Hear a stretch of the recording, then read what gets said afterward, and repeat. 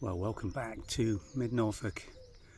Rather chilly morning in early April. We're filming this Saturday morning, the 9th of April here in the United Kingdom. And our spring bulbs are really in full force at the moment. In fact, some of the earlier ones, the tete-a-tetes and February golds, are just about coming to their end already. But the display here this year really has been quite spectacular. And the weather's been kind to them as well. No snow, no heavy winds to talk of here, and they've stood even the heavy big doubles very well. We've got them planted here. One of our favourite combinations for impact, colour and contrast this time of year is with these wild primrose that grow naturally here in Norfolk and are very easy to propagate. In fact, they seed themselves all over.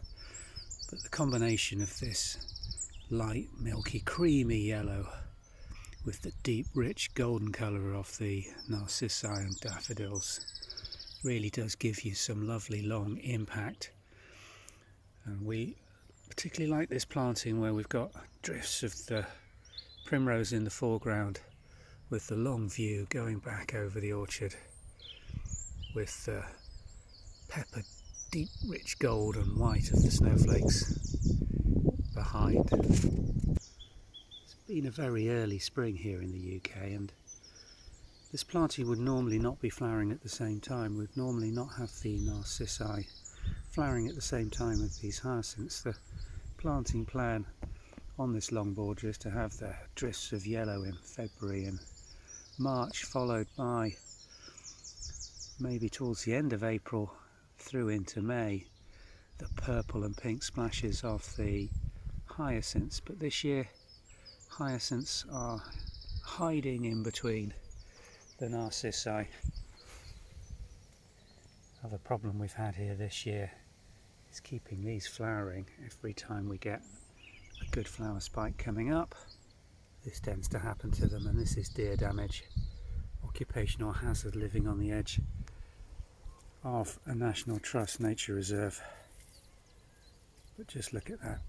There's plenty left for the deer and for us to enjoy. It's going to show you some of the varieties we've got planted in here on the narcissi and daffodils, because it is a mixed planting in here.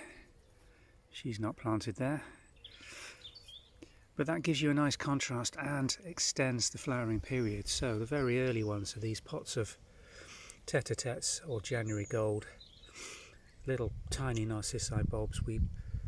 I think 2 years ago, bought trays and trays of these from a flower auction.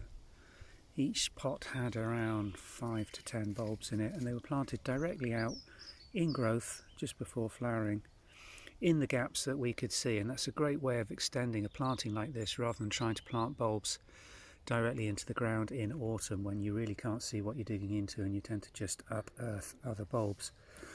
We've also got the traditional classic daffodils.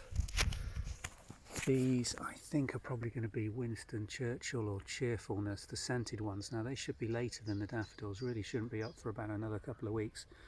But as cut flowers, the scent on those is the intense, real intense aroma. They're beautiful. And then we've got some fancies, doubles and white. This might be Snow King. I don't know, because these have been planted over so many years. The labels tend to get lost. But the overall effect is one of a lovely mixed planting that should extend your period of flower in bright yellow here through for around 6 weeks at this time of year.